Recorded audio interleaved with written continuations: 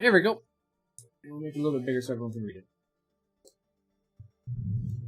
We'll end the night going over the blog post, because I think this is actually a good blog post to talk about. Story time, yes, it's story time. And Overwatch is Matchmaker, SR, and teaching. We'll just start. More complaints from the community. Welcome to Overwatch. This time it's about the Matchmaker and its ability to pull in players that are sometimes 500 SR or hidden MMR apart. At the surface level, this doesn't seem correct nor good for the community, but it actually is. Though you may not agree, I hope that by the end of this post you at least understand the benefits of this behavior. To start this off, I'd like to give some background on myself because the subject sucker punched me. And actually, I really mean this. When people are like, there's no advantage to the system, I'm like, are you dumb? I am so used to learning through this method that I thought this was natural, and I never really thought about it until people started disagreeing with me. I thought this was the way of learning was normal, to the point that I didn't understand the counter-argument. I've been a martial artist for a long time across multiple disciplines, and while the style and quality of teaching has varied, it has one common trait: you learn from everyone. And I really do mean you learn from everyone. In a typical class, you'll listen to the teacher explain a bit, and then you'll start training and drilling with your fellow martial brothers and sisters. You'll practice with one partner for a bit, and then on the next drill, you'll pick another. This continues on for most of the class. The teacher will then pick some talking points and help students as they walk around, but most of it is on the students to keep practicing and drilling the techniques.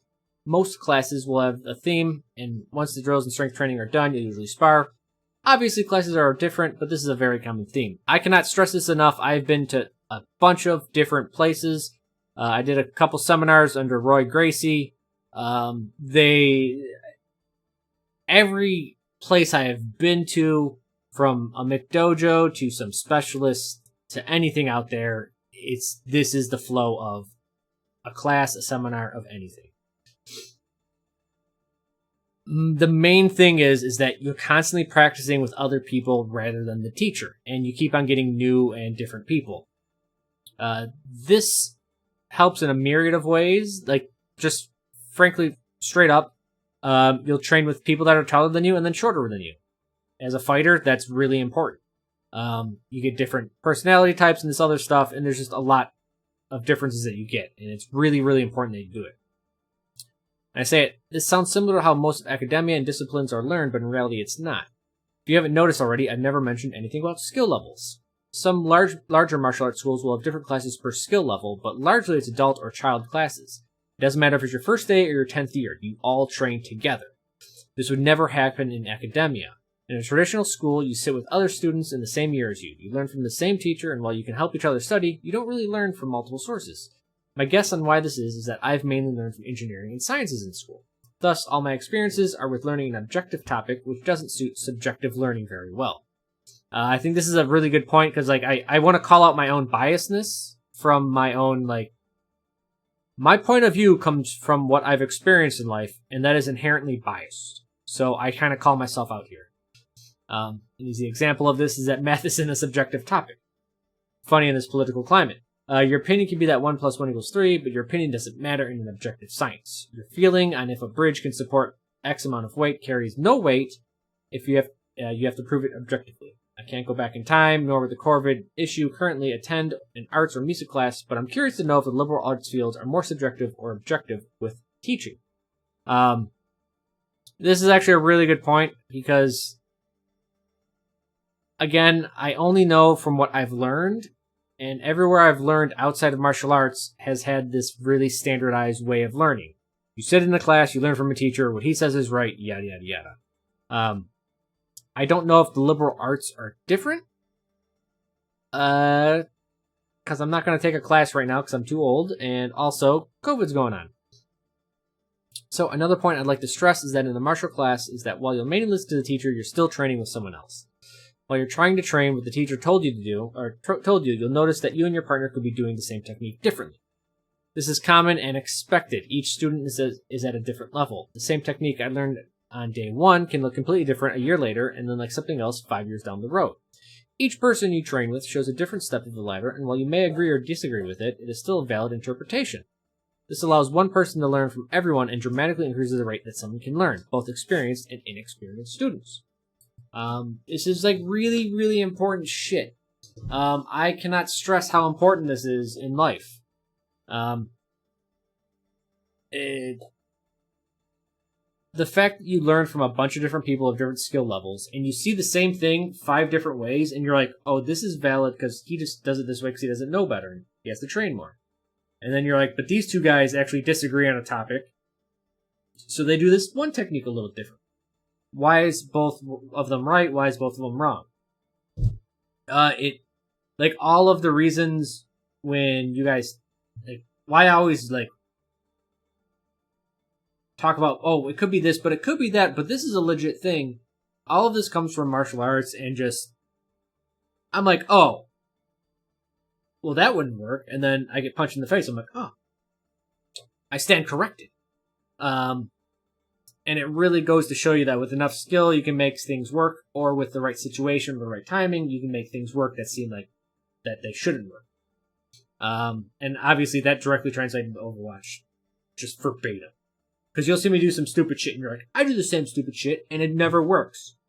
He just gets lucky. And it's like, maybe my timing's different. Maybe my way of doing it is different. It's a good lesson to learn. Oops. And so I go on, and this is like kind of the biggest part of this entire thing, is that, make no mistake, it's not always the less experienced student that learns.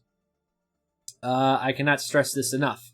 People think that learning is kind of a one-way street. The teacher teaches the student learns. Even in a traditional sense, that doesn't happen as much as it does. But in the martial sense, this is just never the case. And so I go on and list it. The more experienced student learns a great deal from a new student. I'll list a couple examples to show this. While it's not all of them, it's the ones I've personally experienced in my life that have provided value. Such examples would be what the common response is, or thought process is to a problem. Newer players don't have the same bias experienced players do, commonly known as a fresh perspective. A newer player may only play Widowmaker, but lacks the confidence to be on their own, so they constantly sit with the team. It's on you as a more experienced player to notice this and enable them. Sometimes this can lead to new innovations in the game. Again, really important. You've heard it all the time, at least in business and with teams and anything like that. You're like, oh, we need a fresh perspective, or they'll say like, oh, I need another set of eyes on this. Just not me, because especially with programming, any CS people be like, there's actually the rubber ducky thing, where a lot of programmers have a rubber ducky, and whenever they program and they don't know what the fuck's going on, they take.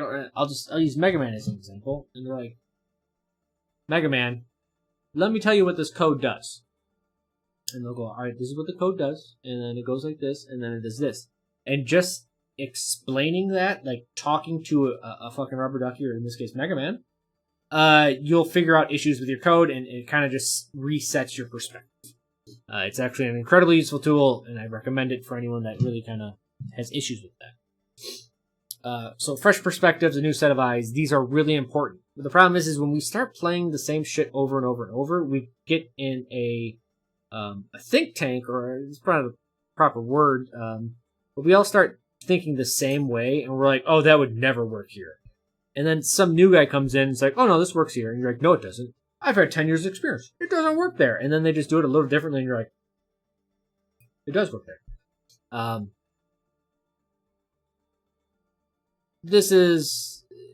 It's very humbling, and you need to keep this in your back pocket because it really helps you as a person.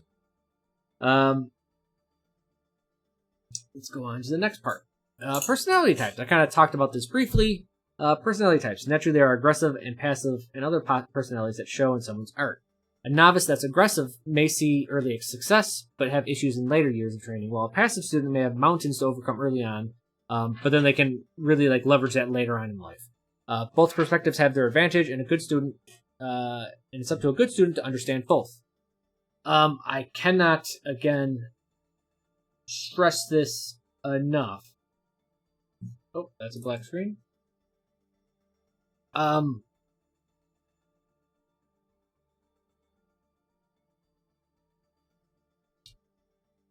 In every single game that has come out with PvP, the first thing that happens is a rush. You just fucking attack right away and you win.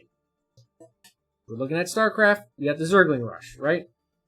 6 pool, or I guess what is it, 12 pool now, because they increased workers in StarCraft 2.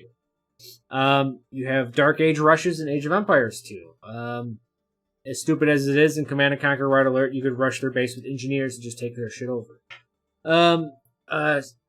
Immense aggression works very well against new people because they have no idea what to do, and aggression kind of limits their options. You'll see it a lot of time, like how Fury plays Reinhardt, right? He just played super aggressive back in Season 1 and Season 2. And no one knew how to deal with it. Why? Because no one knew how to play the game. It just works. So understand that you'll see people that'll be aggressive. And this is actually, like, personally, I'm more of a passive player, and then I'll have, like, extreme bouts of aggression. While other people, like, they're constantly aggressive and they keep on looking for stuff. And it's too risky. I'll just sit back and I'm just like, all right, let's see what... I'll shoot around. I'm like, all right, where's the weakness? I'm like, all right, there's a weakness, and I'll be super aggressive there. This is something you get by training with multiple people. The more experienced player can learn how to teach. This is just kind of really basic, but believe it or not, just screaming at your students doesn't teach them too well. Which is odd, because that's how most communication in Overwatch is done. Not only is this a useful skill to learn, skill to have in Overwatch, but it directly translates into skills outside the game. It allows experienced players to directly see what happens when a part of your team isn't doing their best. It's actually very difficult to see what happens when a player isn't playing their best at their role.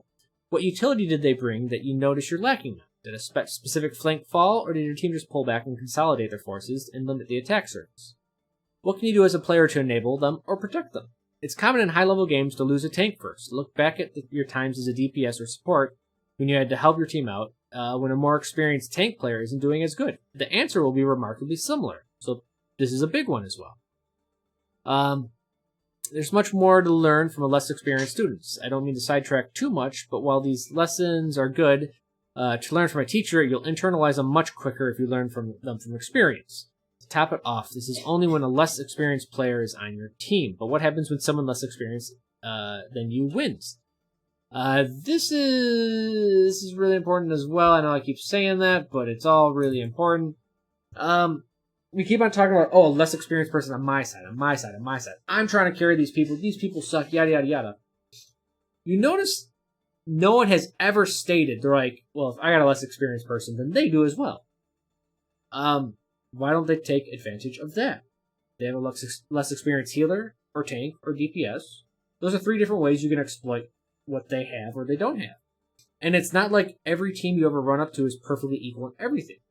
If you go up against an inexperienced tank, when you're playing against everyone that's 4,300, let's say the weakest player is the tank, that answer is usually the fucking same thing.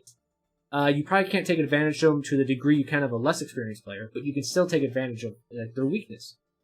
Also, if a DPS that's quote-unquote worse than you beats you, that's a humbling experience.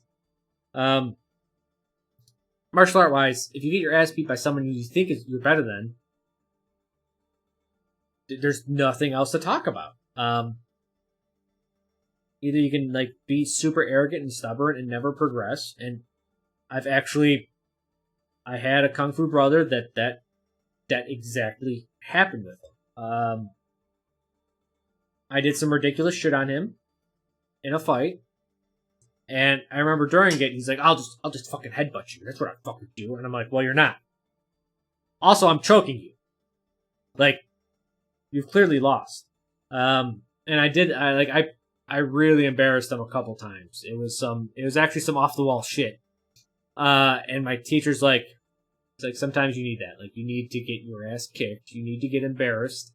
And it's up on you at that point. It's a very important point in someone's life where they go, oh, fuck it, I could beat that guy. He just got lucky. And they will go down this bad path for the rest of their life, and they will never correct themselves or improve for the rest of the time. Or they can go, all right, I got my ass kicked. How do I stop that? It happened. I think weeks later, I was sparring. It's another Kung Fu brother of mine, and he's just a big son of a bitch. He's 6'1", 6'2", which maybe people don't say that's big, but he's like 270 and he has 100 pounds on me. And he's a good boxer. And he just boxed me. And I was just like, well, everything that I've tried doesn't work against this guy because he's bigger and heavier and he just knows how to box and it's a pain in the ass. Like, there are things I can kind of do, but nothing's working too well. I didn't go, oh, okay. If he couldn't use his fist, then, that's no problem. I could take him out. And it's like, what the fuck kind of argument is that? It's a really stupid argument. So I just gotta be like, all right, I got my ass beat. How do I correct this? How do I change this? Use it as a growth experience. I mean, he was better than me, so I was expecting to lose a little bit, but not like just get fucking crushed. This shit happens. You can take it the wrong way and never improve, or you can take it the right way and start getting better. I've seen this ruin people. I've seen it ruin people. Like, I can't express it enough how important that making this right choice is. Top it off. Normally they'll say it's lucky or they aren't really that good and they got away with it. This is total bullshit. They won, you lost, end of story. It's your job as a good student to learn from these experiences and be humbled by them. After all, the only way we know if a gimmick or trick works on you is to experience it. On the flip side, so I understand that players want to have a tournament-like experience on the ladder, but that's not the purpose of ladder. This is another detailed blog post. I'll get to it eventually. We've talked about it on stream.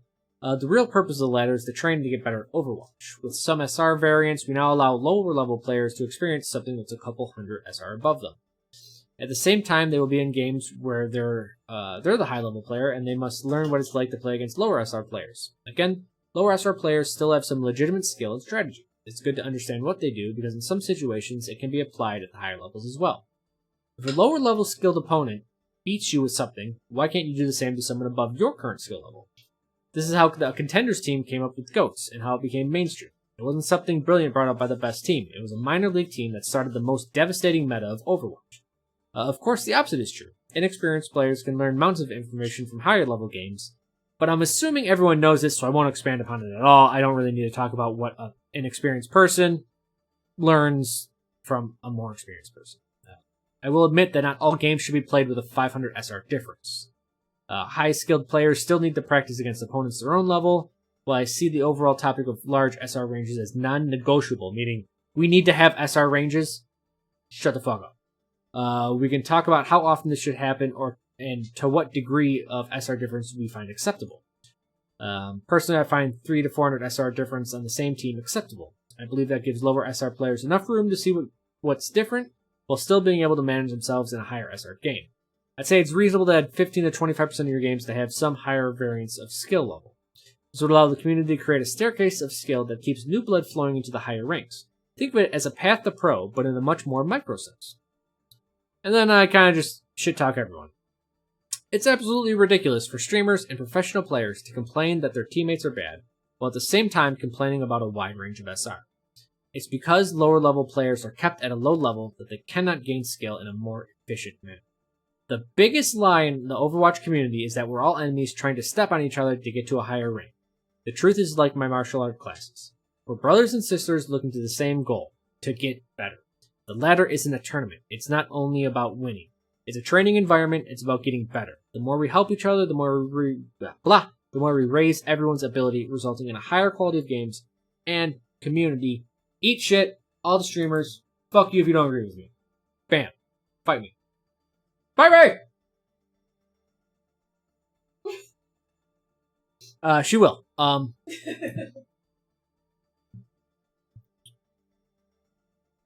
So, yeah, I know I kind of feel bad because, like, I threatened blog posts for, like, 3 weeks and then I get it done. And I hope it makes sense to everyone. I hope people get some value from it. They understand it. They're like, alright, this makes sense. It's a good thing. They can see, like, my arguments, where they come from. Whenever I try to make an argument, I always try to tell you where I'm coming from with it. So when someone's like, man, he really talks about being a martial artist a lot, and he doesn't shut the fuck up about his personal experience. I'm like, well, I don't want to just be like, this is right. What? Right? I want to be like, This is where I come from. This is why I have this biasness. This is what I think. This is why I think it. This is the advantages of it. I just think that's how you're supposed to write, right?